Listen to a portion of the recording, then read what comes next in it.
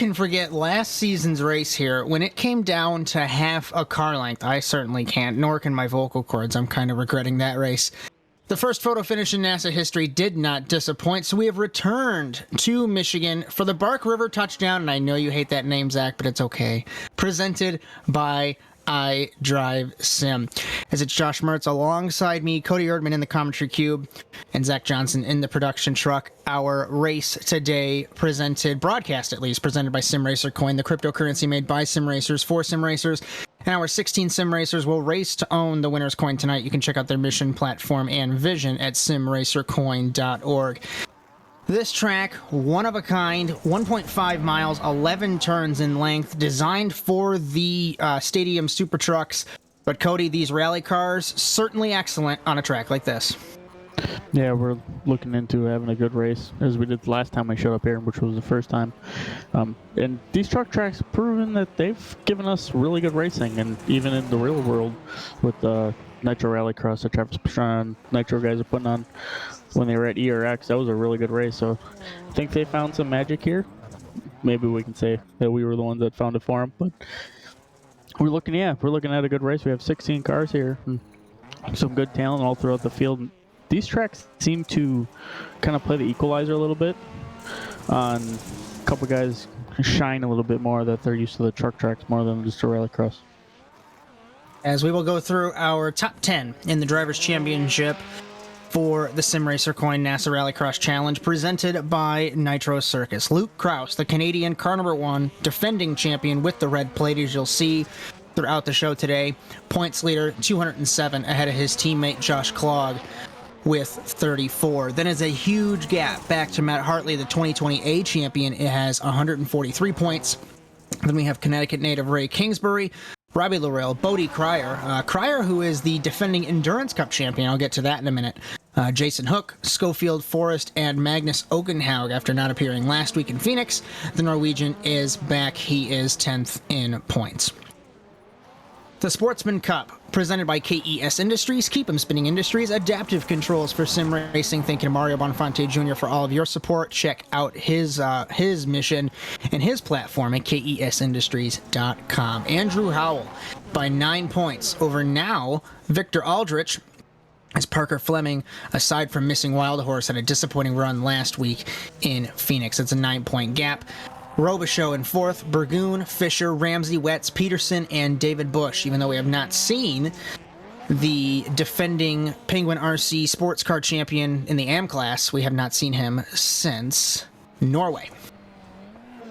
The Constructors' Championship, presented by Ferris Shifters. Shift your way to the top, facebook.com/Ferris Shifters. And Fiercely Forward continues their stranglehold on the championship, 58 points ahead of Spark LLM. Ferris Shifters about 20 back from Spark in 3rd. Dirt Esport DNF Auto Care rounds out the top 5 in that championship. And finally, the Manufacturers' Championship, powered by Majors Garage. Subaru effectively has locked up this championship. I know I said that last week, but the maximum amount of points that you can get in these last 3 races are 99. So theoretically, if Subaru... I'm trying to phrase it, but Subaru, if they pulled out all of their cars, they still would win the championship because there wouldn't be more than 20 cars. Volkswagen 94 back, and Ford with 119. A couple other partners that we'd like to thank for continued support of the Simracer Coin NASA Rallycross Challenge: iDrive Sim Training, Drive Safe, Arrive Safe, iDriveSimTraining.com.au, and DNF Auto Care, your friendly Landsboro mechanic, DNFAutoCare.com.au. I am very excited for this race, and someone who is probably equally as excited, Bodie Cryer. Last time out, won by half a car length over Luke Krause, and he is half a second up on Josh Klog. Yeah, as Josh Klog and Bodie Cryer, them two have kind of set out right now in here in practice, so we're getting ready to go qualifying here any minute. And Matt Hartley, David Schofield, and Adam Thomas, who, if I remember correctly, didn't Adam win Crandon? Adam won Crandon, yes. So, another very capable driver in his Dirt Esports VW. As we look at the running order through practice, Klog, Hartley, Schofield, Thomas, Okenhaug, Kingsbury, Howell, Robichaux, Fleming. a couple of noteworthy things as we roll into Michigan. If we look at the penalties, we are missing Matt Kingsbury and we are missing Daniel H. after the penalty point accumulation from last week's shenanigans in Phoenix. So we are missing a couple of cars, and this track might have lower participation, but it's not a traditional Rallycross track like we mentioned in the opener. This track's not designed for rally cars, but NASA Rallycross, we've been doing things different for nearly 10 years now, so of course we're going to put cars on a track that it's not supposed to be on. Yeah, this is kind of a lot like we ran back in the 2003 days, and we saw last season that honestly this track probably puts on some of the best racing we have, just because of the variable lines through a lot of the corners and the jumps that are really tricky. And you have to watch how you land. As I'm watching Kingsbury hook wreck over a jump, so it's got all the different lines, and you can race each other without having to send each other. As we're taking a look here at Cryer in the 05. Let's actually ride on board. Hopefully we can stay on board for a long enough time, but I was running a couple laps early on in the pre-qualifying session, and I'm going to attempt to I can't even speak English. Words are hard. Over the start-finish line jump, and turn one completely blind. If you're going to over jump, you'll end up in the weeds. You want to get very far to the left, of course, not on the berm, and I think Cryer's actually going to park it because I think we're rolling into qualifying. So we're going to jump on board David Scope in the 27. And now we're going to head over the jump and hopefully survive more than one corner. Like I said, very blind, not a lot of reference points actually for that corner. You almost don't want to jump because you'll spend too much time in the air. Turn number 3, turn number 2, and turn number 3, very bumpy, of course, as this track's designed for the Stadium Super Trucks. Off the corner, over the crest, over the second crest, and into the chicane. Very tricky section to get right. I rolled it earlier on in the practice. And then this second jump, over the jump, you want to try and not jump too far because you want to be able to brake for this right-hand corner. We've seen so many cars go into the wall there. Over the whoops, not a good line compared to Wild Horse, for example. You just really have to deal with it and try and find your way through. Up the hill, around the corner, never ending, over the jump and immediately to the left. So you almost want to turn and jump at the same time. Hit the berm there as the apex for that corner and down into this winding final section of corners. Opens up to multiple lines. While on the left-hand side, you don't want to clip it too far. You can ride the berm a lot like Las Vegas. It's up to you over the last couple of berms. And multiple lines to this final corner. Cody, this track, absolutely amazing as we are about to start qualifying. Yeah, this track, like I was speaking earlier, I would say probably one of our best ones just because of the variable lines and just how tricky a lot of the jumps can be. If you hit them wrong, it can send you. I think we saw Matt Kingsbury and a couple of guys last season catching those couple jumps after that blind right-hander just caught him wrong and sent them into the tire barrier, and they went from 0 to 0 in one corner. So it's definitely can be tricky. You got to make sure you're keeping it on all fours and pointing straight, and you may have a good chance of having a good day. Thank you to those who are joining us here on Nitro Circus Twitch, and we thank you who are joining us after the fact on ASN On Demand. Certainly a great show either way. You can join the conversation, hashtag NASA on Nitro or hashtag ASN TV USA on either of those platforms. We're going to go through our format in the last 30 seconds before qualifying as we are in practice. Obviously, we're about to start qualifying, but the main meat and potatoes are the heat race. 3 heat races, up to 11 cars in each, 6 laps. There are no jokers here. Remember, just like Wild Horse, the top 2 will advance to the feature. That will give us 2 semifinal races. I say up to 13 cars because clearly we won't have 13 cars in each. 8 laps, and then the final 10 laps, 12 cars. I honestly don't know, actually. I think the lap counts have been adjusted due to the fuel constraints. Looks like we're doing 5, 7, and 8. Yeah. Yeah, because the fuel was a little bit weird here. So I lied to you. 5 laps, 7 laps, and 8 laps. As we get ready to go here in qualifying. Predictions. Of course, Luke Krause is strong. Cryer. But do you expect maybe... actually, where is... We don't have Robbie tonight, I just realized. I was just about to say maybe Robbie Larill, but no Larill. Unless I'm... Am I blind? He's not here. No, I have not seen him all day, so he must have prior engagements going on at the moment. So, no Robbie. Ray Kingsbury, he's always one that's always kind of thrown in the mix as kind of a dark horse. If the cards fall right, he could definitely sneak up there and get one. And who knows? We've seen Anna Thomas. He's been fast all season. Former truck track winner at Crandon last season. So I think he'd be another one possibly to watch. It's better on the Rallycross side, but shown us that he can get it done on these kind of tracks. As on track, let's look at the manufacturer mixture that we have. If I'm looking through, I think it's once again mainly Subarus, as Krause, Peterson, Kingsbury, Okenhock, Schofield, Ramsey, Forrest is in a Ford, Fisher's now in a Subaru, Robichaux is in a Beetle, Aldrich in a Beetle, Fleming. I think that's it. I think there's only about 5 other cars other than Subaru. Yeah, and that's just with, especially at like a place like this where the track doesn't really wear in as much, so that longer wheelbase, wider stance car, it handles so much nicer on these all dirt surfaces that don't really get gripped up as much. Where on the Rallycross tracks, once the track wears in on the dirt section, the shorter wheelbase Volkswagen and Ford really comes in as equal playing field, but just that initial like couple races for heat races and stuff, it's a little bit of a Subaru advantage.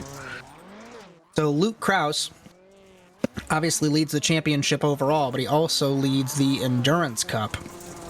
As I'm taking a look to see the Endurance Cup, Sindre Silva swept both drivers and endurance, and some guy twice did it before, who has my name.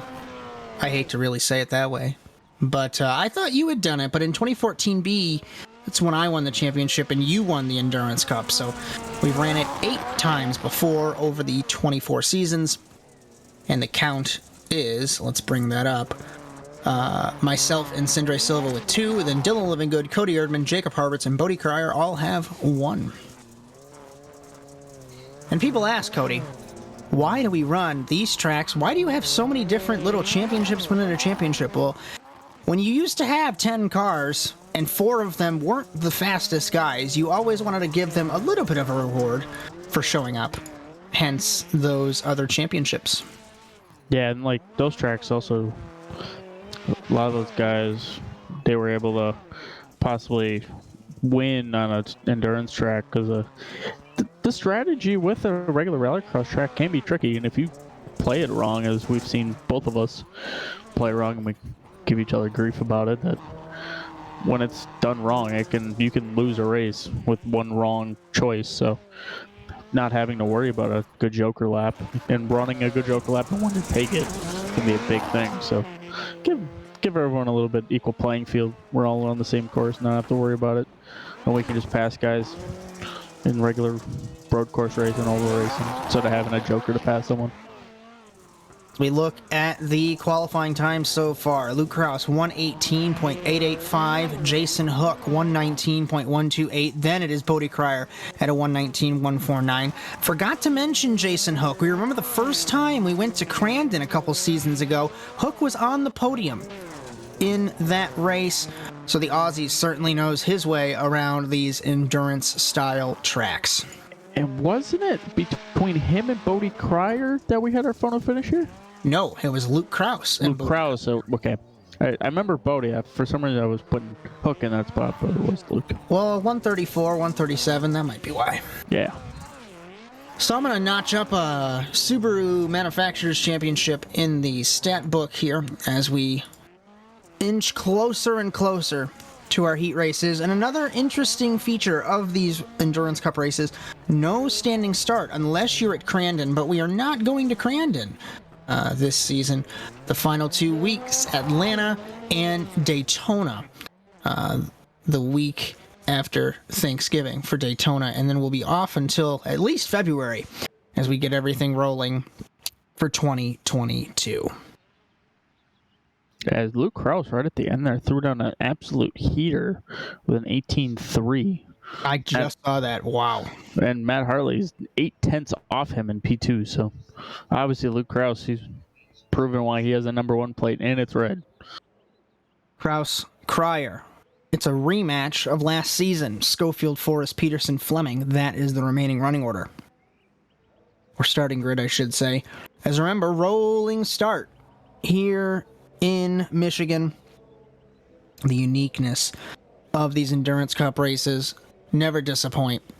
And we're going to see if Luke Krause can potentially start out and get one step closer to clinching his second championship.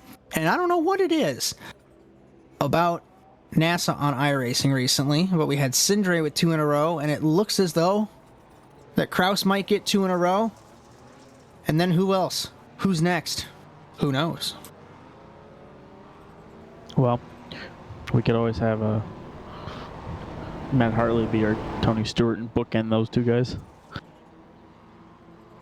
As the Stewart did with, I believe, I forgot who it was, Jimmy, I think. They got the title before and after him. It was Jimmy, both times. 05 and 11. Between that was Jimmy. And then, who was the, was it Hartley the one that won before Cindre? Hartley won before Cindre, yes. Yep, so, yeah. So safety truck is off. We do not go green here. We have those final couple of corners. It's a little wonky to deal with. Krause is going to have the pole position, but if Cryer hangs it on the outside, he's going to be able to maintain that into turn number 2. And remember, turn 2, turn 3, huge left-hand sweeping corner. Very hard to get right. As we get ready to go green for heat number 1, thank you for joining us here as the racing's about to begin.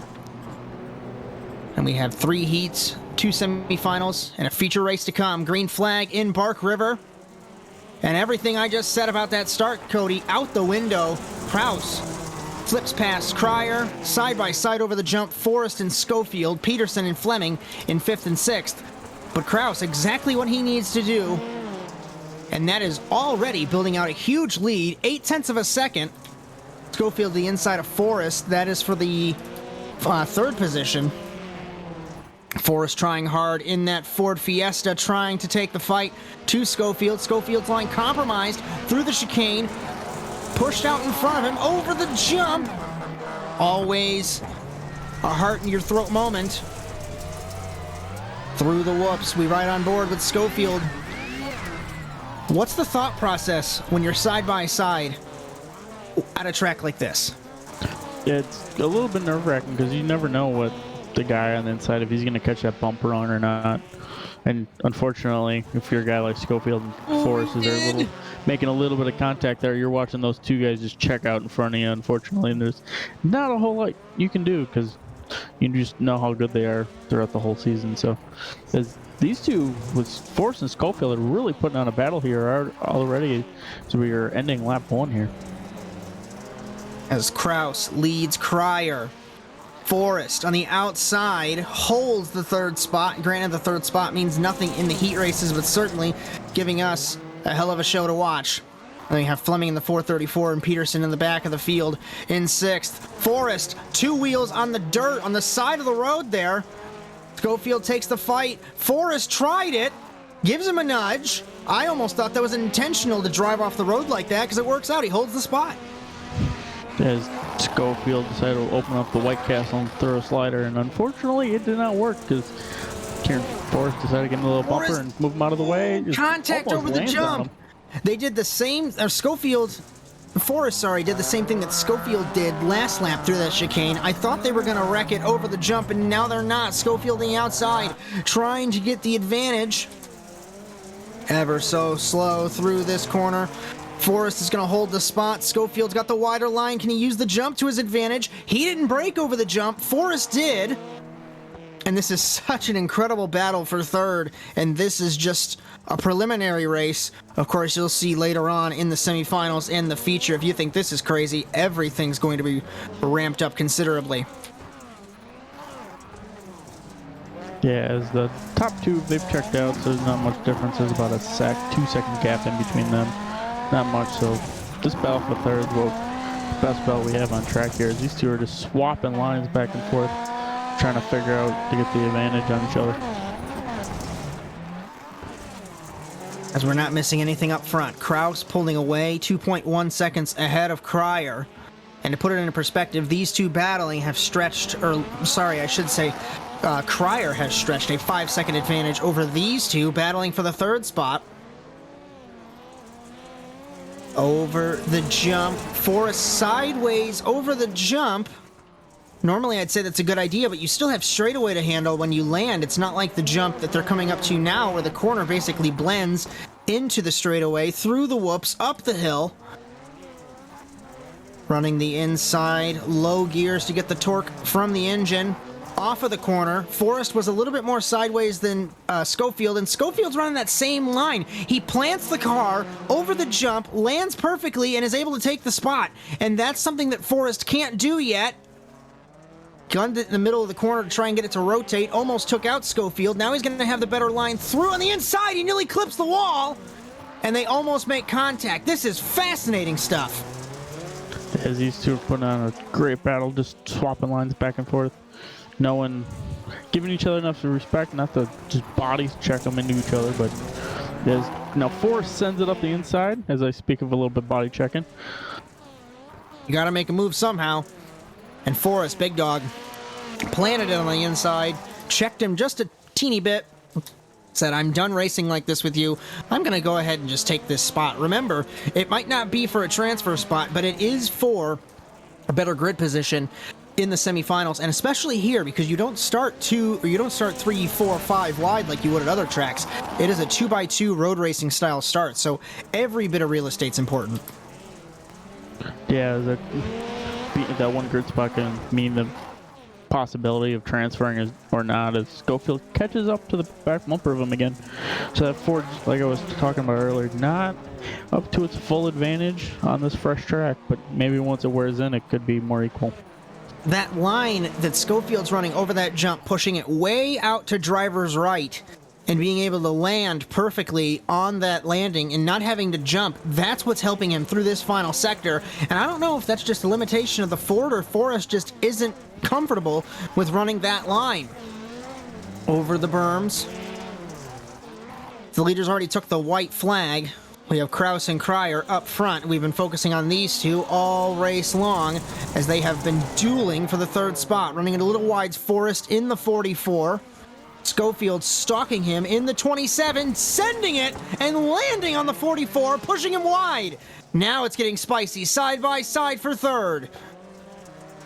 This Forrest checks out a little bit here because it gives about 2 car lengths advantage at the moment coming up to the big jump. Forrest overran the first part of the chicane. Schofield clipped the mound. That might hurt him, but we know that his strong suit is coming up shortly. Pointed the wrong way towards the corner was Forrest in the 44. And what will Schofield do? How important is one spot at a track like this? This is exactly what's happening. Shoving him wide is the 27 of Schofield. Forrest is going to pinch him to the dirt. Or to the mound, I should say. They are still glued together over the jump, contact, and around Forrest goes. Can he save it? He does. Not missing anything up front. Luke Kraus has won the first heat race, pole position for the Canadian. Bodie Cryer in second, and that might have sealed it. Schofield muscles his way through to third. Forrest has one corner left. Can he do anything? I don't think he can, Cody. It's going to be Schofield benefiting and prevailing. He will finish third, ahead of Kieran Forrest in fourth. Fleming and Peterson round out the running order. Yeah, these two put on a great battle. Schofield shoved it up the inside there. Just they were kind of getting more aggressive as the race went on. That kind of Schofield had the last laugh on that one. See what they can do for the semifinal. And take a look at that graphic. I hate to interrupt you. Look at the graphic. 17 seconds is what they gave up battling like that. Wow. Yeah, they all knew that they weren't going to be able to keep up with those two guys. As we'll have to keep watching in the future. I'm going to do this quick. Kraus and Bodie Cryer are running two different lines on that little double that they had coming before the final corner. Well, I'll kind of point that out when we do the feature. Maybe they have remembered from last season. So we get ready for heat number 2. Hartley, Clog, Kingsbury, Thomas, Aldrich, and Ramsey. And this is not to hate on Clog or Cryer, or it's not to hate on the rest of the field in that feature, or in that heat race. But this heat race is a little bit more even when it comes to driver skill. I'm thinking that this race is going to be much more action-packed than the last one. Well, as we're probably thinking, it's probably going to be more what that battle for third was, but for the win, I would have to say, in the transfer spot. As former champion Hartley of 2020A, the Australian in car number 48, alongside him, Josh Clog, the teammate of the defending champion, Luke Kraus. In the 199, we have Ray Kingsbury, Adam Thomas, former winner in Crandon, Nathan Ramsey, and Victor Aldrich.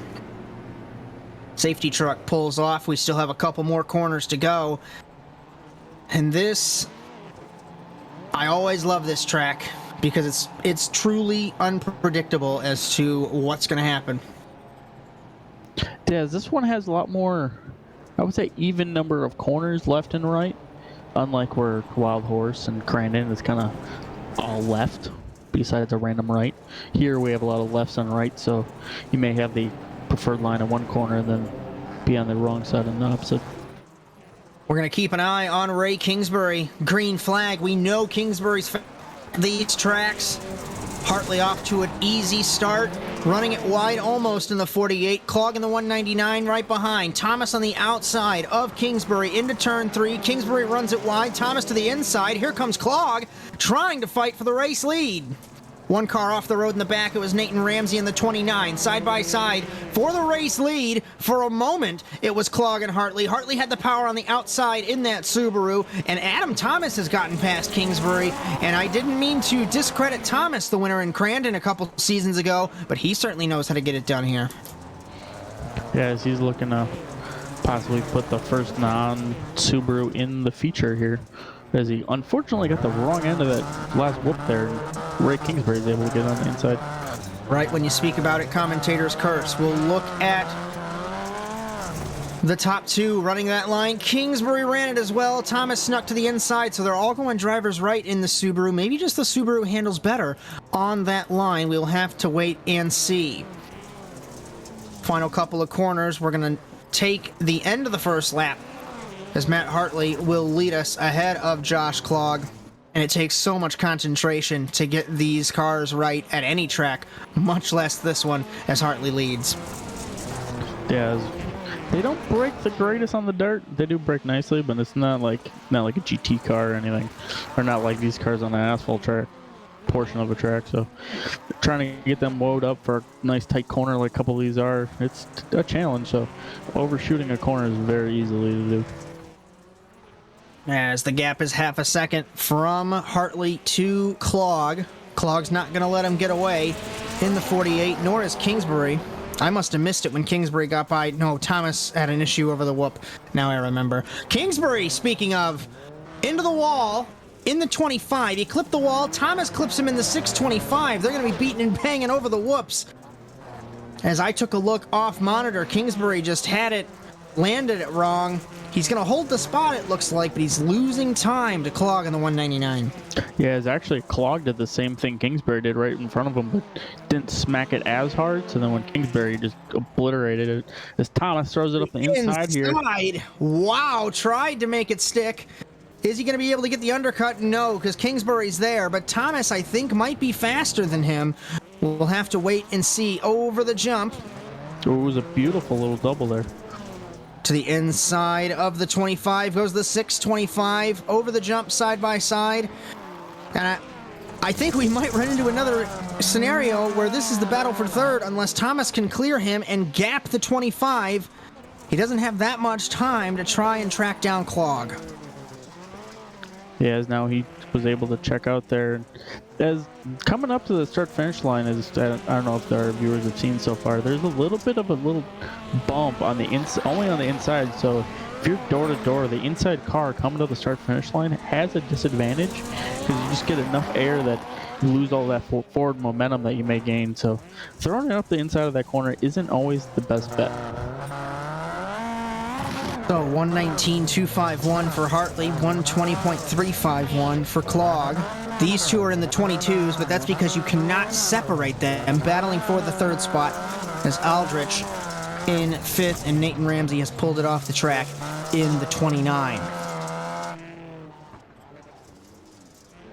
As Adam Thomas was able to clear out a couple car lengths difference, but now Ray Kingsbury is looking to claw back, so see if Adam Thomas is able to possibly stretch it out. As now Ray got the better of the double there, so it's so hard to hit that double right, but it's so much of a benefit if you do. As another thing to note, like we've mentioned before so many different times, is the dirt wearing in at regular rallycross tracks. We'll remind our viewers that are new to NASA Rallycross, they run on dirt, of course, but it's placed on top of asphalt on the infield of those NASCAR tracks. This is purely dirt, so there's no asphalt to get under. You're going to grip up the dirt, but it's still going to handle differently than the loose dirt. Kingsbury really deep on the jump. I'm really impressed on that jump, actually, because his line through the corner is going to be great. He's going to take the spot. He's going to check the 625. Payback, it looked like. Put Kingsbury back to third. That was a good couple sections there by Kingsbury to reel him back in and take advantage of that run and get around Thomas. So now let's see if he's able to catch our top two protagonists that are checked out from him. As now Adam Thomas throws a slide job and doors him. It was I was just going to let you take that one because there's no way that these two are going to be battling for the race lead anytime soon. It's going to be last race all over again as we take the white flag. This time it's Matt Hartley out front ahead of Josh Clog.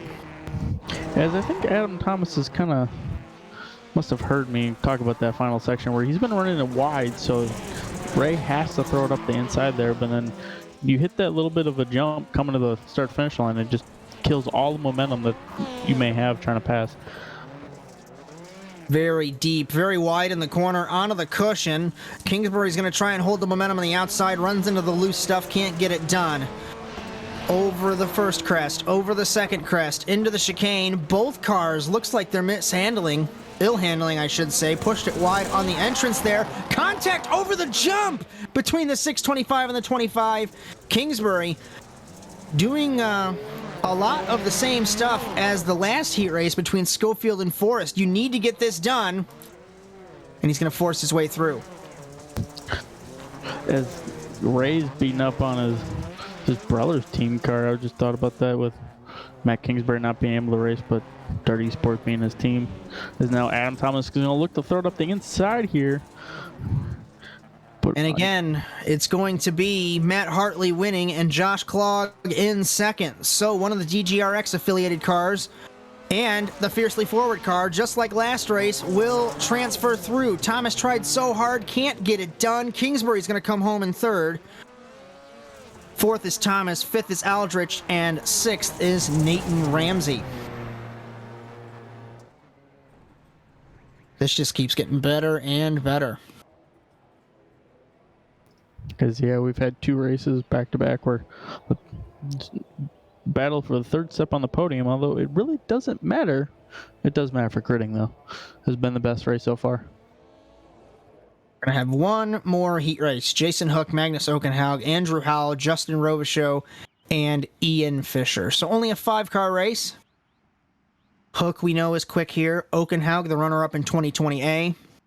Andrew Howell, Robichaux, and Fisher. 5 cars, another 5 laps, and this is going to determine who is the last 2 seeds for the feature from the heats and who goes on to the semifinals. As we have, 2 fair shifter cars, a Dirt Esport, or do we have 3? Can't tell. Oh no, that's an iDrive Sim training car. And then the Sparkle LM of Magnus Okenhaug. We'll get a quick points update, even though, of course, there's no points technically awarded. There is, but the final hasn't been run yet, clearly. The gap has increased by 1 from Kraus to Clog, as Kraus won his heat race. Clog did not. So it's a 35-point gap. The maximum points you can score, 99 in the remaining races. So this championship, at some point or another, will be sealed early for Luke Kraus. Unless something catastrophically goes wrong. As it almost did last week, as we saw that deficit get cut almost in half. Has 210 to 175. That's the points gap. As viewers start to roll in, welcome everyone to NASA Sim Racing, the Simracer Coin NASA Rallycross Challenge on Nitro, Circus, Twitch. Josh Mertz, Cody Erdmann, Zack Johnson.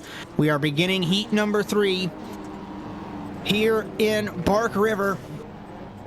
Another 5-lap race and 2 cars transfer. Green flag, very sloppy from Magnus. Robichaux cuts the track, and we're already having more action than we did the entire last race as Hook and Okenhaug over. Contact on the start. Howell now leads. Robichaux, Fisher. And this has gotten spicy after 1 corner. As our top 2 guys were being the fastest 2 tangled up, so now we have Andrew Howell out in the lead with Justin Robichaux, the GT expert, in P2. As we're trying to pull up a replay of that incident on the start. As there's the start with Robichaux cutting the track. Okenhaug and Hook, as looks like they just came together, and off the road they both go. As 2 cars trying to fit into 1, and that clearly was not going to work. Now they have ground to make up, and we know how hard it is to make up ground, but Okenhaug sneaking into the picture on the 93 of Robichaux. As he's already knocking on that door of the first of the 2 transfer positions. And this is something I haven't said in a while, not regards to the name. Andrew Howell leads, but car number 666 leads a NASA heat race. It's been a while since I said that one. And if Elliot Porterfield's around, you'll remember he won the first 2 rounds of the championship those years ago in the 666. So, outside of NASA, it's not a good number, but it's a big meme if you're in the NASA ranks. And Andrew Howell certainly benefiting now, 2 seconds ahead of Robichaux. 1.5 now from Robichaux. But Robichaux has Okenhaug bearing down on him. Which one of those rounds that Elliott did win was an endurance round. Yeah, I don't like to talk about that one because I got crashed in turn 1. I'm still convinced that he should have not been able to rejoin that race, but, you know, it is what it is. For those of you who won't know, because I know none of you will know, as Jason Hook mowing the lawn on the 137, Elliot Porterfield leading the race, connection dropped, he rejoined, because back then we used to run in practice, rejoined, came out in front of me, I crashed, I didn't win the race, I was mad. That was round 2, and now we're on 200-something. So that'll tell you how long we've been doing this. As Robichaux was able to hold off our top 2 qualifiers for this heat race. Jason Hook and Magnus are right on his back door, but he's able to keep enough pace to not have him start throwing slide jobs. And Howell loves this. 2.6 seconds now, and the gap is growing from the 666 to the 93. 93 of Robichaux wide in the corner. Okenhaug sneaks to the inside, has to break mid-corner to get the car to rotate. But don't forget about Hook. We know how quick Hook is. This is actually probably the race that we have been missing, and it only needed the top 2 to crash on the start.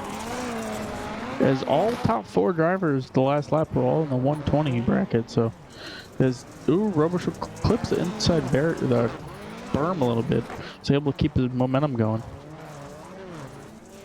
Let's watch the lines of these 2 rounding the corner. We know the Subarus can run it wide on driver's right, which Okenhaug does. The Volkswagens and the Fords just haven't been doing that, and I don't know why. Oakenhow to the inside, much wider line on entry. Here comes Hook. Payback from earlier. These guys aren't done, but you can't do this for too long because you have to try and catch Robichaux. Yeah, now these two are starting to battle and throw haymakers at each other, which is going to let Robichaux start walking away from them. 2 to go. Robichaux and Oakenhow. Same lap count! Robichaux's over in the 93! And the Canadian. What happened? I didn't know he hit the berm ever so slightly. And off the road he went. Take a look. So easy to do.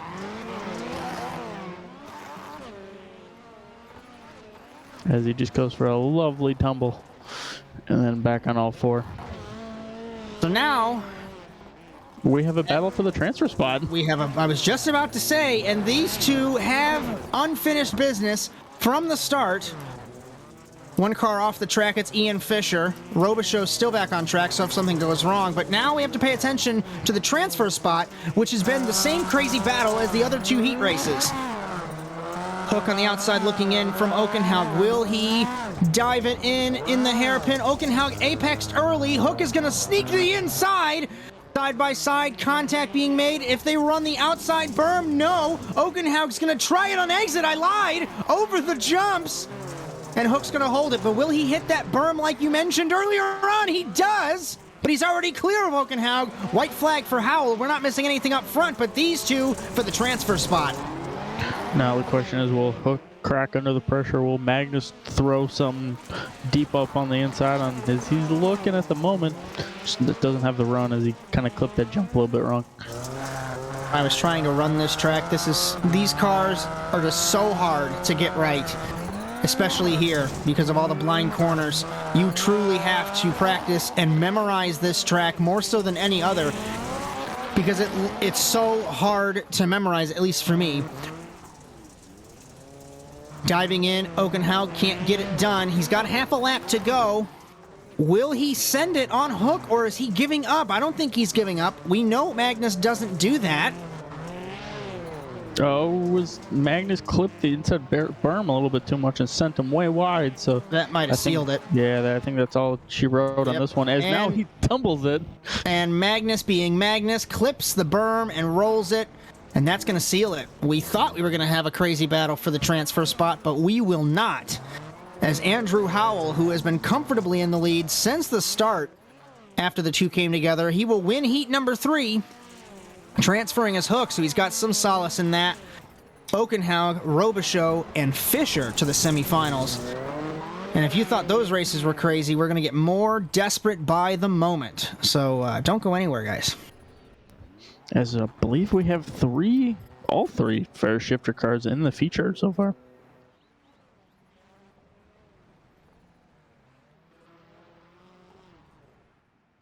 And with Daniel Aish and Robbie not being here, we don't have no of the DNF Auto Care guys here tonight. I just realized that too. So DNF Auto Care, who's going to lose some points to Sequential, as Sequential has Kieran Forrest and Parker Fleming. And I thought I saw Drake Burgoon in practice earlier on, but apparently he decided against participating. I believe he had a work obligation that he had to deal with him owning the visual images business that he owns. So now we have our first semifinal. This race 7 laps.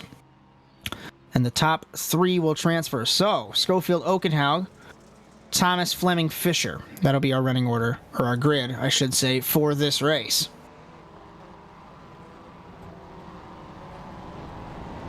Which blue seems to be the popular color in this race. Oakenhow, Schofield, Thomas. Such a beautiful shade of green on the 625. While we wait for this race to start, I'm actually going to take a look. It was Crandon 2021B that Adam Thomas snuck that victory away. As remember, 2021B was an odd season. We had Sindre Silva at the very beginning dominating everything. Then some issues regarding him resulted in him leaving the series. And now We have Luke Krause and Josh Klog winning everything. But that's okay. It's still a great competition nonetheless. 7 laps, 3 cars transfer, and Schofield already struggling as we haven't even started the race yet. As everyone was everywhere there to the start. Green flag for semifinal A. Remember, Schofield and Okenhaug teammates, Thomas, Fleming, and Fisher. And I think this is going to be a battle, potentially for the transfer. Inside, Okenhaug hit the berm. Thomas is going to try and take this spot on the inside. Over the berms, through the chicane. And for the first time, Schofield half a second up on Okenhaug. It's a further 0.3 back to Thomas. We know how quick Thomas is, like we mentioned earlier on.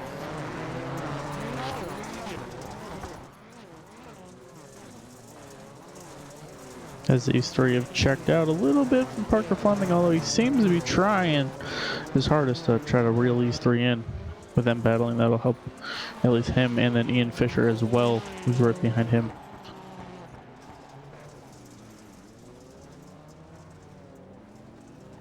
Schofield, Magnus, these guys trying to pull away from Thomas in the 625.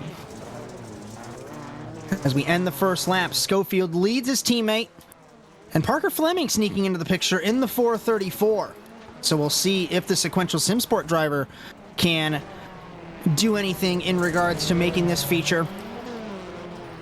Or will the two Subarus romp away with this? A long way to go, as we do have, of course, like I mentioned, the 7 laps. It's a longer race. And these races, with 1.5 laps, you're running 7 laps. That's going to be a time, and so hard to maintain focus. Exactly what's happening to Magnus, and I promise that wasn't intentional. Thomas Magnus caught the berm there.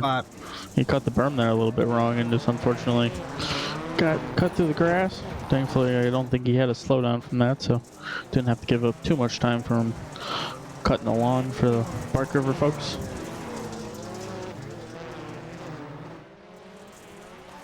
And you wouldn't think that 10 minutes in a rally car would be that big of a deal, right? Oh, no, it's nothing. But when you have to deal with this, and you have to deal with the jumps, and deal with how specific that you have to place this car, it gets exhausting. I remember when we used to race at Island Rally, which was modeled after Bridgehampton, the old road course in New York.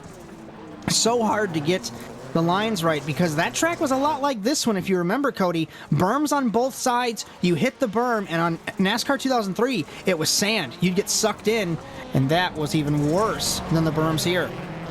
Yeah, it's all about precision, making sure to put your tires exactly where you need them to be. If you slip one tire off here, unfortunately, your day could be over. So, very much like how a lot of the tracks we ran back then were a lot like kind of what we're running here today. As the viewers continue to roll in, welcome everyone to NASA Rallycross. We are in the first semifinal, first of 2 races, and then it'll give us our warm-up time and our feature race. As these guys battling for the top 3 positions, and this battling is helping Parker Fleming sneak into the picture. Ian Fisher in the 51 has crashed and got stuck in the fence, so we're not going to be missing, unfortunately, him from this race. I lied. He got out of the fence. I certainly thought he was stuck in the fence, but I'm a liar. As all 4 of these drivers are running between 21.2s and 21.5s, so very equally matched. So one mistake could be all that she wrote. As a lot of the new viewers are going to be wondering who the hell is talking and why do they keep mentioning old things. Josh Mertz, Cody Erdmann, 2 stalwarts of this series, been running since 2012. Erdmann, 2-time champion, and I don't remember how many wins, but I got it here. 18 wins, myself, 6 championships, 40 wins. So while we're not very good on iRacing, I joked with all the guys earlier in practice that I'm statistically the best NASA Rallycross driver, but I'm not the best NASA Rallycross driver ever anymore, as I rolled the car.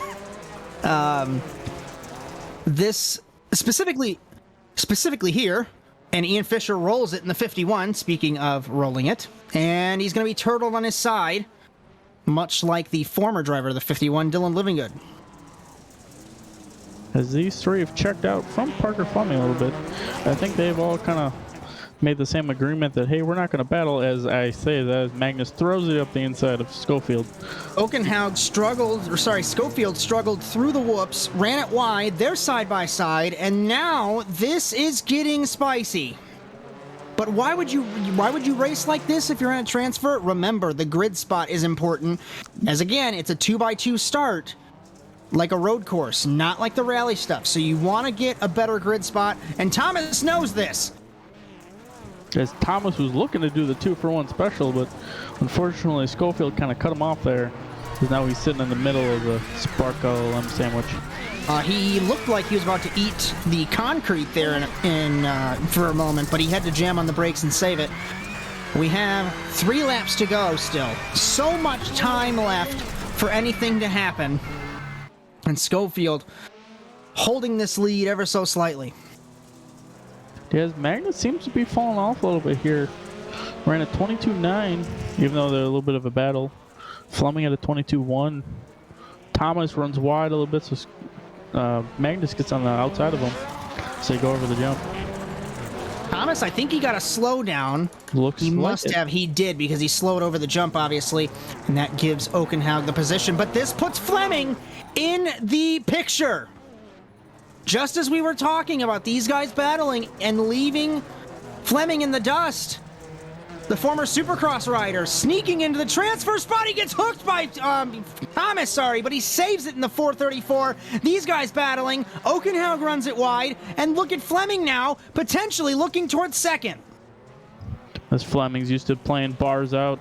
And here he's got a little bit more of more fenders to lean on. As Thomas tries to slide up on the inside, but Fleming Thomas uses the berm, just like the Las Vegas track so many years ago. Finally, we've seen someone use that berm. It helped him in the first phase, and it's going to help him hold the spot. 2 laps to go for Schofield, nothing changing out front. As Fleming got crossed up big time over the tabletop there. Let's see if he can rally a charge back again. This Thomas was able to pull away. Last lap was a 124.999 for Thomas, including that slowdown. 122.849 for Fleming. If I look at Thomas's last couple of laps, Thomas was considerably quicker the last couple laps than Fleming.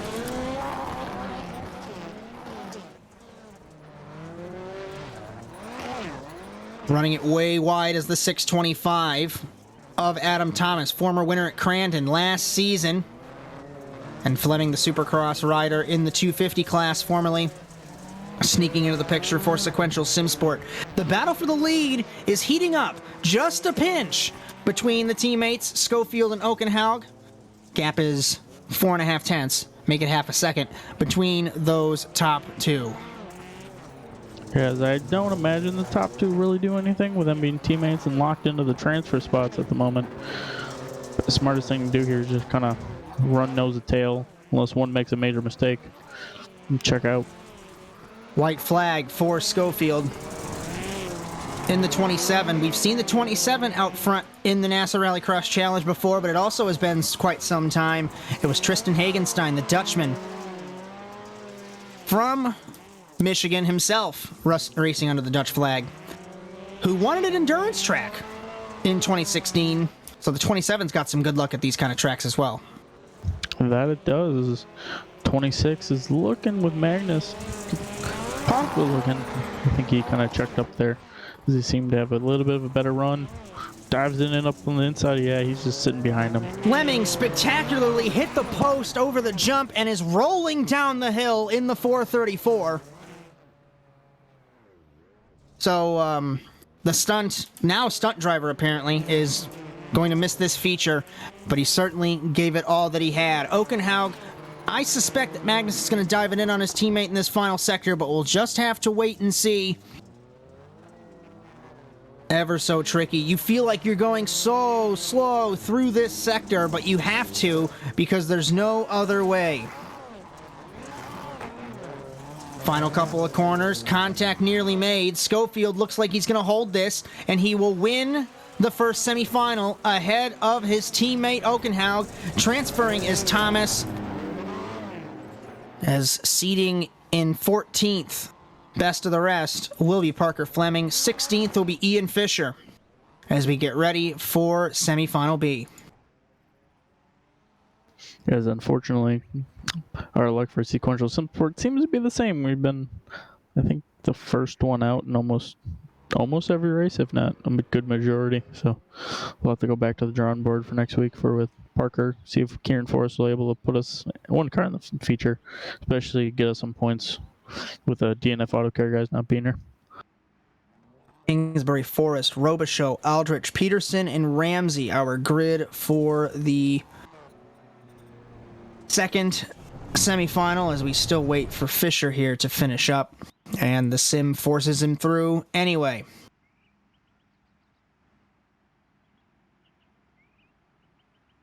And that's our grid, like mentioned previously, for the second semi-final. Remember, be sure to join the conversation, hashtag NASA on Nitro or hashtag ASN TV USA, depending on where you're viewing, whether it's ASN On Demand or here live on Nitro Circus Twitch. We welcome you all to the Simracer Coin NASA Rallycross Challenge, as we are about to begin the final semi-final of the evening. And Kieran Forrest on pole position.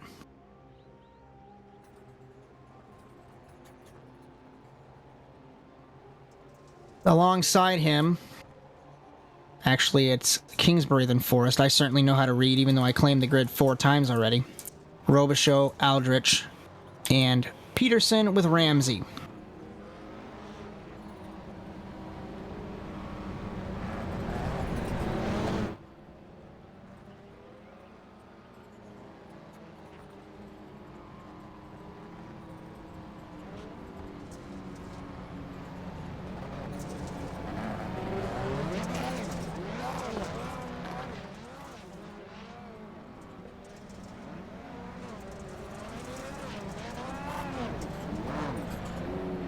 And hopefully this race is not going to be settled by lap 1, turn 1. Safety truck is off. Ray Kingsbury will hold the field, hold the pace. And we know Justin Robichaux is going to want redemption after he rolled it in the heat race. He was so close to transferring, hit the berm, crashed, lost that spot. 3 Subarus, a Ford, and 2 Volkswagens. For the last heat race of the night, the semifinal, the second semifinal, Kingsbury's got some connection issues, but we're still going green either way. And Forrest words are hard. Everyone was not aggressive on that start. Ramsey hit the wall, so we'll take him out of the equation already. And it's already a huge gap between Kingsbury and Forrest. 0.6 of a second, maybe make it 7 between those two. Robichaux in 3rd, Aldrich in 4th. As we go through the chicane and over the jump on the back stretch for the first time. As Robichaux caught the inside berm, so Victor Aldrich is able to get around him right before the jump. Something seems to be wrong, as now car's kind of back on again. I wonder if he just wheel got all funky on him for a little bit there, as now he's going to try to rally back up into the transfer spot. This is looking to pass Peterson and Aldrich to get into that final transfer spot, as Ray Kingsbury jumps over the tabletop right in front of Kieran Forrest. Them two have checked out from Victor Aldrich in P3. The inside of Peterson goes Robichaux. Not sure what happened to Robichaux. I'm going to try and take another look. Did he have an issue? He did through the chicane again. In the 93, he hit the berm and off the road he went.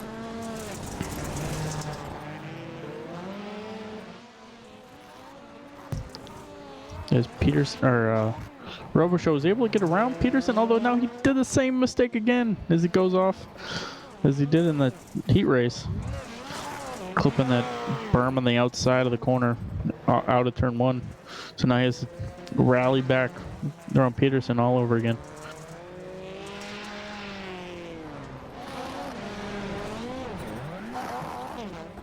as Ray Kingsbury has jumped out to a massive lead here.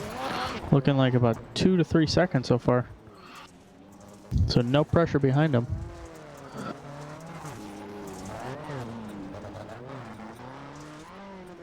As Kieran Forrest sending P2. Trying to rally a little bit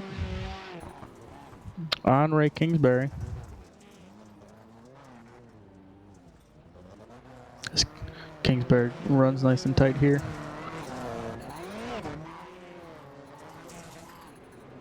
Over the little double jump. Kieran Forrest here in P2. Looking just to reel him in a little bit. Looking about 2.7, 2.8. As the Subaru there was able to get a much better drive through the corner on the exit.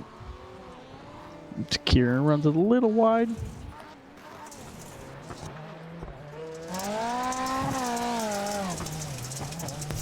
As Kieran now has rallied a little bit. He's down to 2.2 now, up to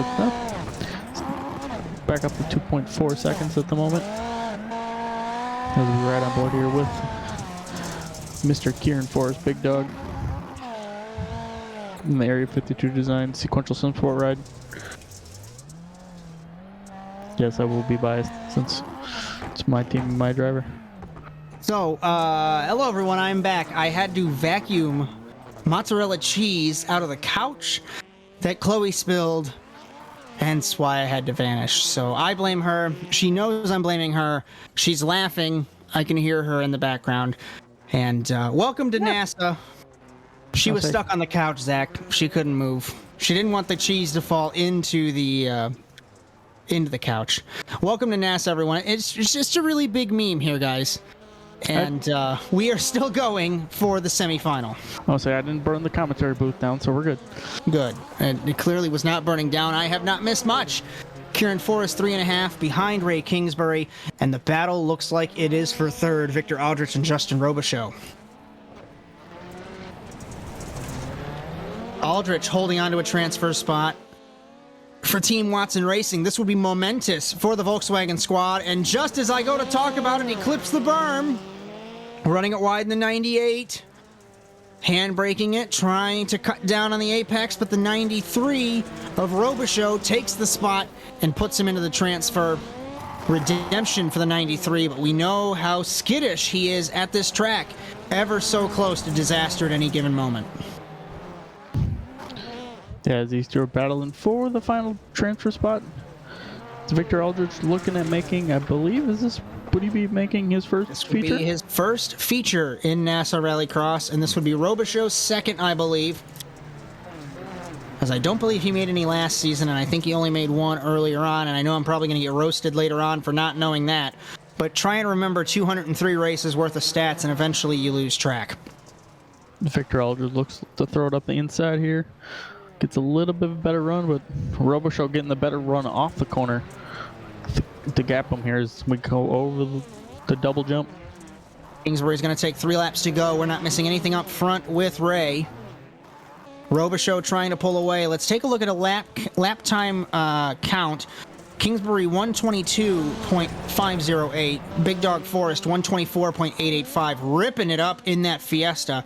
Still slower than Kingsbury, but I say that because he was all over the track. Justin Robichaux faster, and Aldrich has rolled it in the 98. Just as I go back to take a look, the 98 did the same thing he did last lap, but he did it worse. It spit him onto the dirt, and he rolls it. And we will take Victor Aldrich out of the equation. Let's look at this replay here. Just what he did earlier, Cody. Lands it weird, but he couldn't save it this time, and ramped it onto the dirt. Unfortunately, put his little Beetle on its shell. Couldn't get going anymore. So it looks like Victor Aldrich, unfortunately, not in the possible picture of making his first feature here in NASA Rallycross.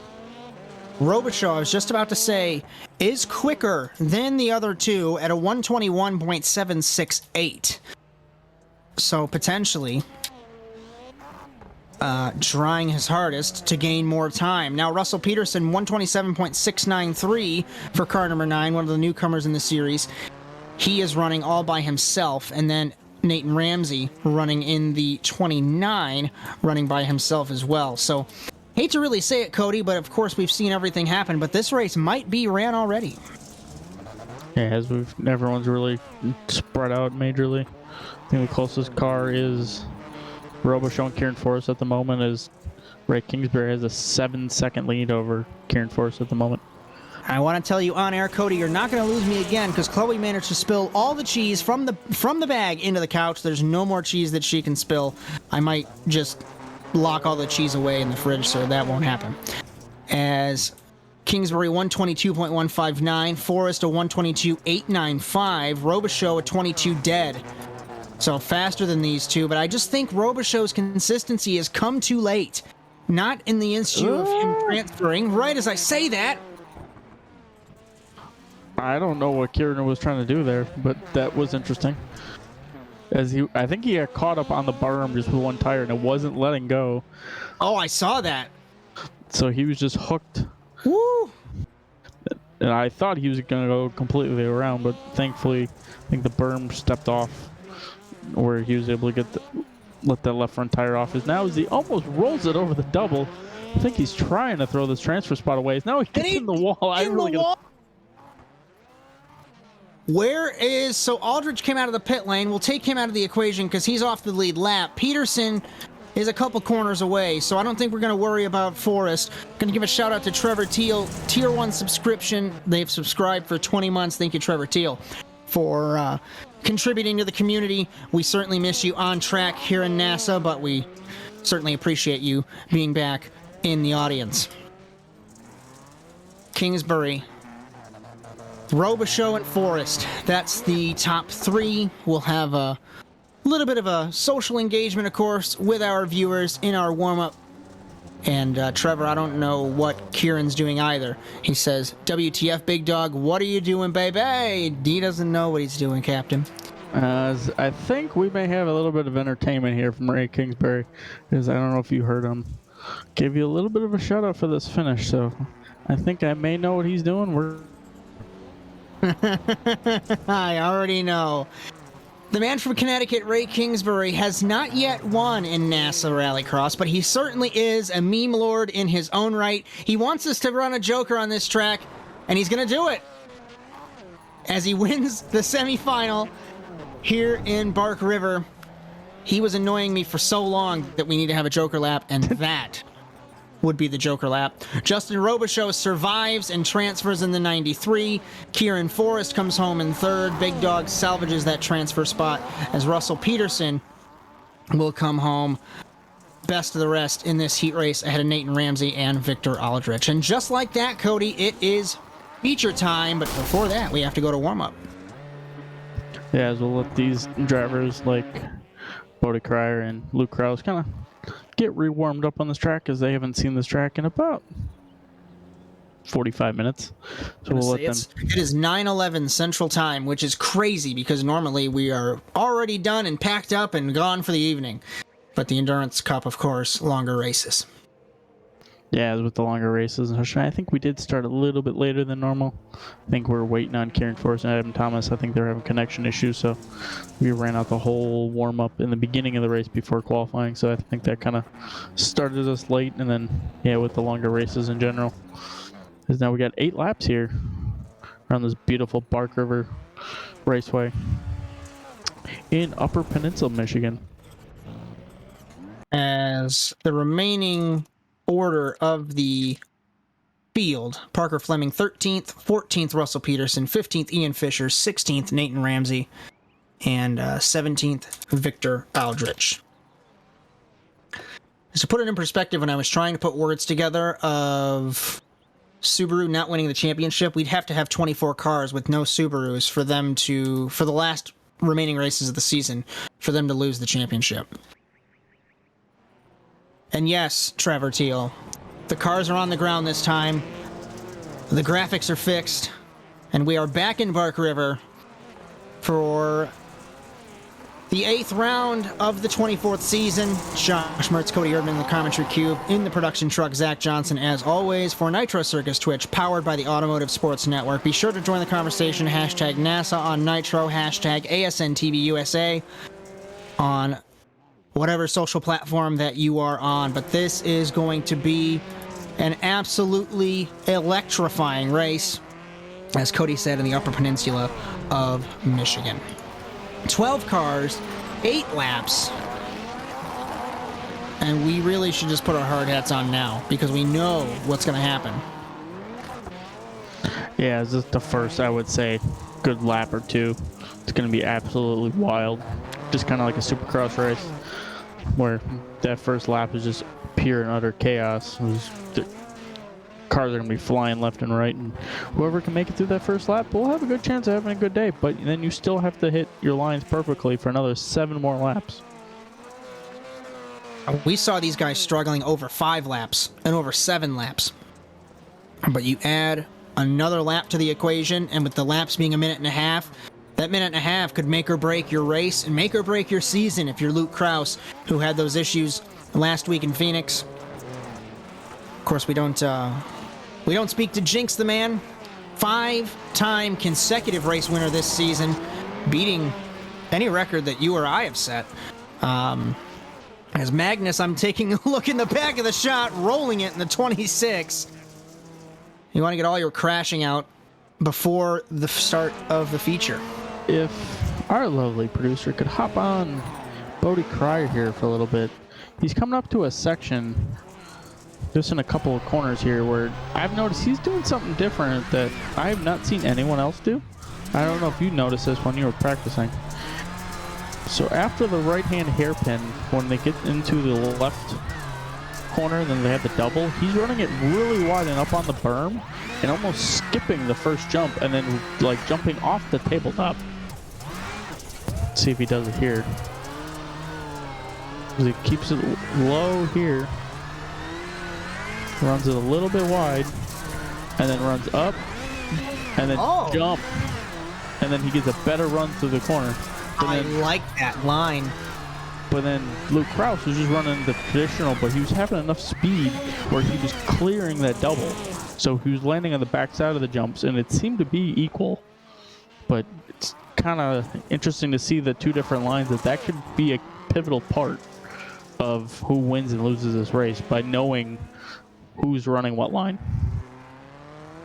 But if you are one or the other, would you try and modify your line this late in the evening to potentially steal the victory from the other competitor?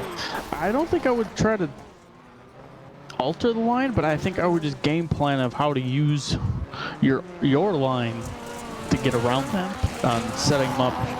Because obviously Bodie's trying to set them up to go in that left-hander after the jump, where Luke Krause is almost would be the beginning before the jump. He'd have the better run, and then he would jump. So it's kind of even. It's going to be interesting to see. We'll have to keep an eye on it, whose line is better.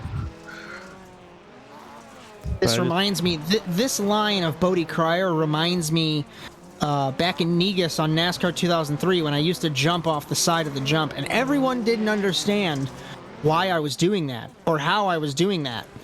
And it gained me a bunch of time, and then everyone figured it out. I wouldn't be surprised if some of these guys at the end of tonight's race figure out this line, because you're right, he skips that entire first berm. I looked at it again, and obviously, basic knowledge, having tires on the ground is better than being in the air, so he's going to be faster and save some time. And I think he knows this from last race when we ran here, and he got so close to losing the race because he didn't run that line, or he didn't discover it. Yeah, this seems to be something that probably in the trucks he might have noticed a little bit, or with him being more of a off-road truck driver. So, as we're about to get gridded here, we're gonna see whose line's better. As we get ready to grid up for round number 8 of this 2021C Simracer Coin NASA Rallycross Challenge presented by Nitro Circus. Round number 8 of the season, round number 204 of the championship overall. As our broadcast tonight brought to you by Simracer Coin, the cryptocurrency made by Simracers for Simracers. And our 12 Simracers will race to own the winner's coin tonight. As we have our grid that looks like this. Luke Krause and Matt Hartley, former champion and defending champion, on the front row of the grid. Andrew Howell and Bodie Cryer. Cryer, the defending Endurance Cup champion, on row number 2. Row 3, Josh Clogg and Jason Hook. Row 4, David Schofield and Ray Kingsbury. Row 5, Magnus Okenhaug and Justin Robichaux. And on the back row of the grid, Thomas and Forrest. Although Adam Thomas missed the start. Although I don't know if he can join in late. Which may not be the worst, although with the not the start-finish line, the pit road where it is so far back from the start-finish line that it's very much a disadvantage. But he would be able to miss the complete and utter chaos we're about to witness. We know that that's going to happen. Yeah. Especially after that, how the first corner is where it's a completely blind airborne right-hander. So can Luke Krause make it 6 wins this season and tie the record that Jake Robertson set? We're going to have 8 laps to see. I'm glad you can join us here on Nitro Circus Twitch, powered by the Automotive Sports Network. We're going to have 8 laps, 12 cars. And oh, what a duel this is going to be in the UP of Michigan. Front row, Krause and Hartley, green flag in Michigan. Krause is already on it. Cryer passes Howell. And over the start-finish line, Cryer sideways. He's going to clip the berm. He's going to run it wide in the 05. Saves it. Hartley off the road in the 48. Everybody's having issues except for Luke Krause. Through turn number 2, wide sweeper, left-hand corner. The teammates are side by side. Howell with Hartley. This is being a hindrance to Josh Clogg. He's an outsider for this championship, but his teammate Luke Krause loves this. Update for Adam Thomas: he is on track, but he's considerably behind the field, just now taking the green flag. Hook gets tagged. Cryer got tagged. Kingsbury got tagged by Okenhaug. And Hartley's not letting Krause get away as far as I thought he was going to be. But these guys absolutely brawling. Hook clips the wheel of Cryer in the 05. And we know Hartley is going to try and maintain this. As Hook unfortunately got turned, so now he's in the very back of the field. As the fair shifter boys, or the other 2 fair shifter boys of Andrew Howell and Matt Hartley, sitting P2 and 3 behind the fiercely forward ride of Luke Krause, our defending champion. And then Luke's other teammate sitting in P4 at the moment, Josh Clogg, looking to possibly get in the middle of the fair shifter duo that's on the second 2 steps of the podium. And As we welcome our viewers from Podium Esports to the Simracer Coin NASA Rallycross Challenge presented by Nitro Circus. We just started our feature race here in Bark River. Defending champion Luke Krause holding the lead. It was side by side between, that was Andrew Howell and Josh Clogg. Clogg in the 199 battling with Howell. This is for 3rd. As Matt Hartley trying to catch up, Howell's teammate and the former 2020A champion trying to catch up to the defending champion with the red plate. Inside, Howell gets the pass done. Cryer tries to get the pass done, and Clogg continues to drop down the order. Contact over the jump! They land on each other. Does Clogg onto Howell. And these guys getting really spicy for the podium places. Clogg to the inside. Cryer forces his way through. Okenhaug is there as well, and Clogg sneaks back. We're missing something up front here as Krause trying to pull away from Hartley, but Hartley won't let him. As Hartley must have found a little bit of something in that warm-up, as he's able to latch onto the back of Luke Krause, our defending champion here, and our only world championship driver in this field. Luke Krause running a 19.2, and Matt Hartley running an 18.6, so considerably faster than last time. You know that Hartley wants to get on the back on the top step of the podium. He's only won once. It was 2020A in Atlanta in his championship season. And we know that Hartley's quick, but half of that race was because the whole field was crashed in turn 1 and he was able to survive the chaos. 1.15 seconds between those two. It has calmed down in the midfield for just a moment. Cryer to the inside of Howell, thought better of it. Is he going to try it again? Yes, remember these two are satellite teammates, iDrive Sim and Ferris Shifters through Digital Global Racing. And Howell is going to do the slide job into the inside. He lands on the 0.5, and they are still battling. Unfortunately, we give him a little bit of a bump. I was gonna say, unfortunately, Howell's now gonna be on the outside of this corner.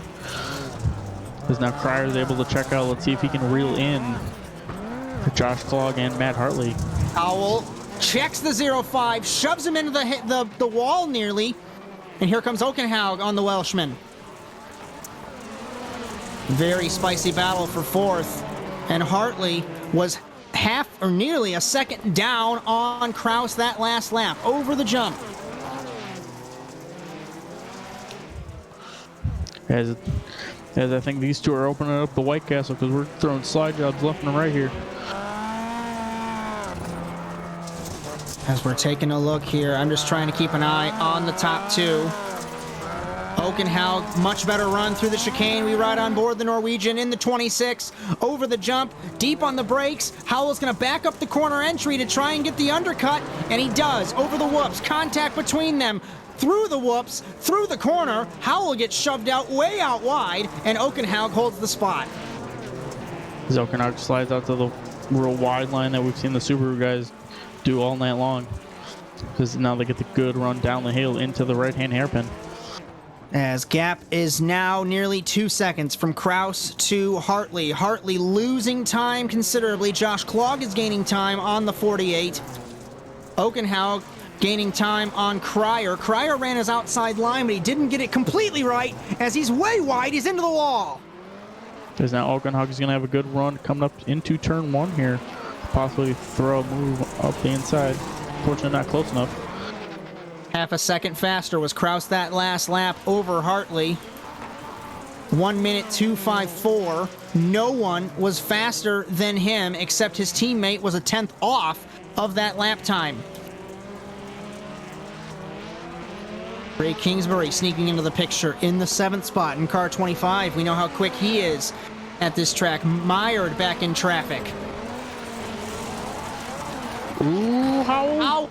I thought he was going to clip the pole there on the jump. He was way wide, way out of shape, and Kingsbury tries to take the advantage.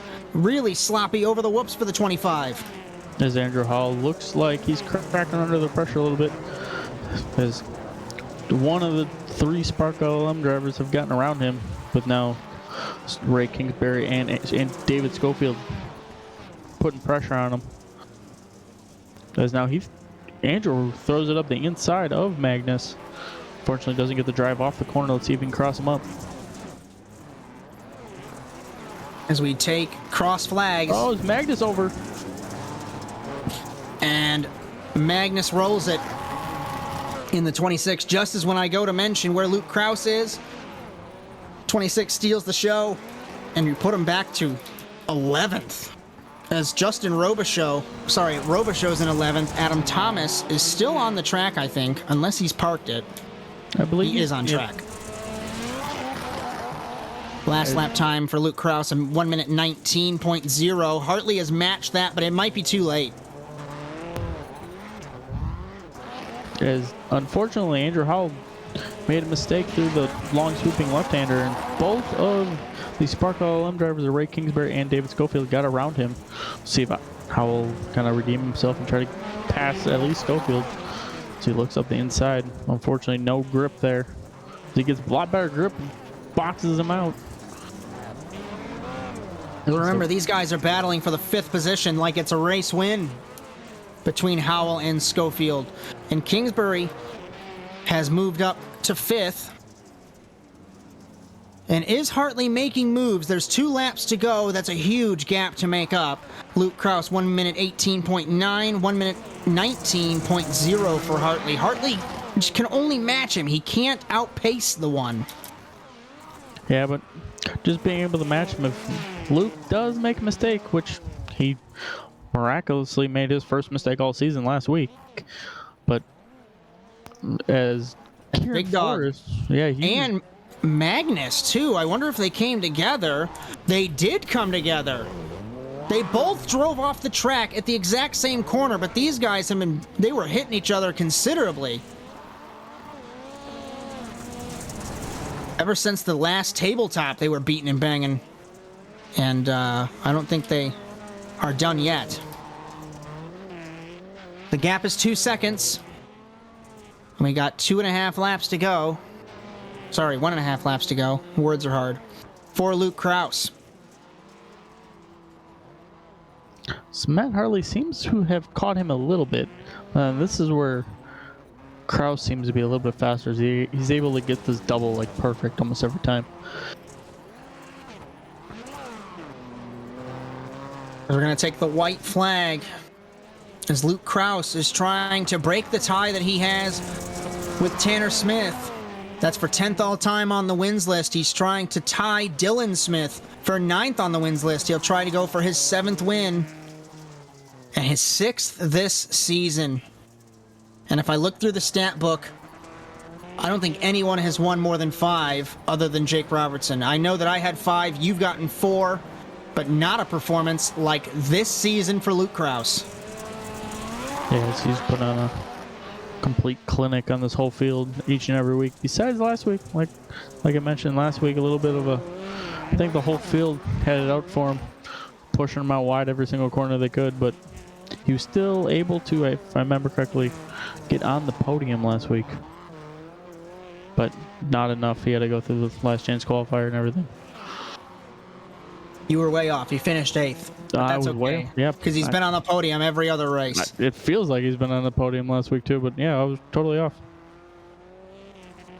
With his teammate in 3rd, he's going to lengthen his points lead and put one more finger on the championship trophy. It's not a duel like last season. It's been a clinic. It's been a cruise for Luke Krause, who wins in Bark River, win number 6 of this season.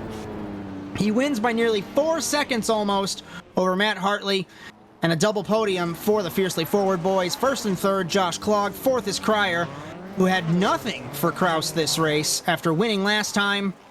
Kingsbury, Howell, Schofield, Hook. As we wait for this, Luke Krause is the Endurance Cup champion after winning both rounds this season.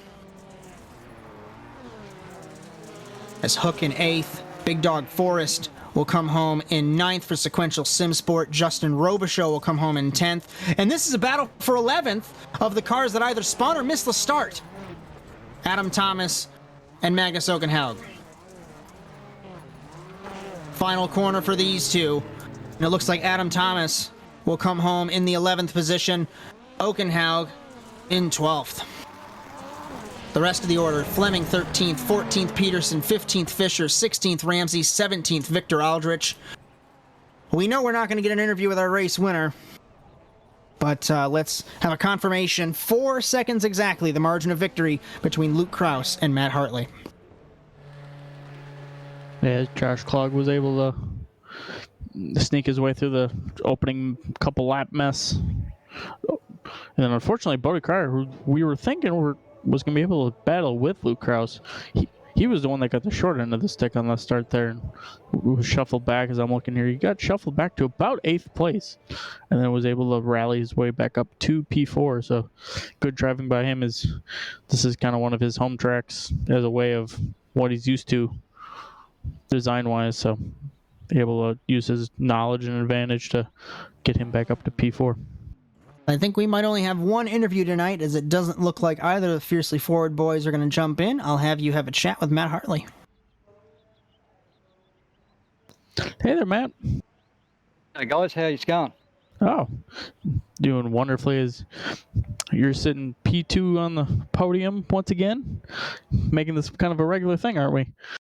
Yeah, it would have been a podium last week too. Probably a 3rd, I reckon. Jason still would have picked me for 2nd, but yeah, I just made that mistake, which is my bad. I got frustrated, stuck behind Robbie, but no one's fault other than mine. But yeah, going back this week, which is good. Finished in between my 2 rivals. I would like to have finished ahead, but you get that. Oh, completely. you were able to keep up with our defending champion, Luke Krause. For good majority of the race, you were able to kind of match lap times, and then just occasionally he would pull away. Is there something that you were missing that you noticed that he was doing? Yeah, I was just waiting for him to make mistakes, and it wasn't happening. I'm thinking, oh, he could be going here, and by the time I realised he wasn't going, I'd lost time. So yeah, I was just relying on his mistakes, but yeah, he was pretty clean and whatnot. So yeah, just wasn't on the pace today, really. Yeah, as we're going back to 2 more traditional rallycross circuits, are you looking forward to running those 2 to finish off the season? Yeah, I wish you had done Cranton here as well. Yeah, because those 2 tracks are pretty good. So it's just, yeah, I really like all dirt, as much dirt as I can get, I suppose. But iRacing doesn't really offer that, only on these tracks. But yeah, no, it'd be all right. The last 2 rounds, yeah, we should be able to make hay while the sun shines, hopefully. Yeah, who'd you like to thank to help you get on that second step of the podium? Yeah, mate. I'd like to thank Ferris Shifters, DGR, yeah, you guys, as in NASA and Nitro Circus and Simracer Coin, and also my teammates Jason and Andrew did well. They looked really good at the start there with 3 of us on the grid, but yeah, things happen in races, but still, at least we were all able to finish. It was good. Good on you, boys. Thank you. Thanks again, you guys. Yeah, I was cheering you guys on. Hopefully you guys could put on something for the Fiercely Forward guys. They've been kind of the Mercedes of the season so far. So see if you guys could possibly take 2 of the 3 steps of the podium. Yeah, come on, Red Bull. Yep. Thankfully, we got you at least on there. Yeah, no worries, guys. Thanks a lot. I really enjoyed it. As we will see you in Atlanta next week. Yes, no worries. Cheers. As, like I mentioned, we're not going to grab an interview with our other 2 guys, as they like to jump off as soon as they complete the race, which, not a problem with that. We'll get some final thoughts from you, Cody Erdmann. I'll pull up some programming notes, and we will skedaddle for the evening. Yeah, once again, I think Park River showed that it's probably one of the better circuits we go to. I think these truck tracks in general do. They put on some great racing. It may not always be for the lead like we had last season, but all throughout the field there's constant battles going on, no matter if someone makes a mistake and falls back or someone just kind of gets the line right in a couple good corners. So it's, I think, one of our at least one of my favorite tracks we go to here is at Park River. So once we get on now to Atlanta and then Daytona, so back to the traditional rallycross courses, see, which we haven't gone to Daytona in a couple seasons, so it's nice to see that we are ending our season at one of the tracks we haven't ran in a while. As the Arcade Designs NASA Championship Series is off this week, the next bit of NASA action you will have is the Penguin RC Simulation NASA Sports Car Challenge, presented by Nitro Circus. You'll join Chad Irvine and Ray Kingsbury for that call. It is on Thursday, right around the same time, 9 p.m. Eastern Time. The Simracer Coin NASA Rallycross Challenge is off next week, but on November 15th, we come back to the Atlanta Motor Speedway in Hampton, Georgia. So it's interesting. The championship series off this week, but the other 2 series are off next week. So in between there, you're going to have a championship series race in Richmond. You'll have Chad Irvine, Dylan Livigood, I think, for that one. From all of us at North American Simulated Auto Racing, Nitro Circus, and the Automotive Sports Network, we thank you for joining us for this presentation of the Simracer Coin NASA Rallycross Challenge. Coverage today was brought to you by Simracer Coin, the cryptocurrency made by Simracers for Simracers, and while our 12 Simracers race to own the winner's coin tonight yet again, only Luke Krause, for the 6th time this season, came out on top. We'd also like to thank Major's Garage for powering our series, along with KES Industries, iDrive Sim Training, DNF Auto Care, and Ferris Shifters. For Zack Johnson and Cody Erdmann, I am Josh Mertz. We will see you for Rallycross in Atlanta, or sports cars also in Atlanta. But until then, so long, everyone.